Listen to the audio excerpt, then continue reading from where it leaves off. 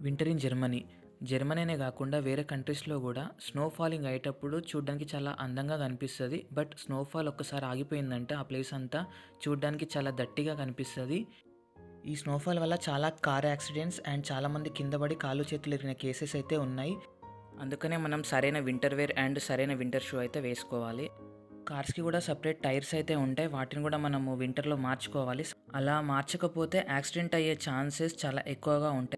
వింటర్‌లో సన్‌లైట్ ఉండదు కాబట్టి చాలా వరకి డిప్రెషన్, యాంగ్జైటీ, ఎలోన్‌నెస్ ఇట్లాంటి ప్రాబ్లమ్స్ అయితే అన్నీ వస్తుంటాయి.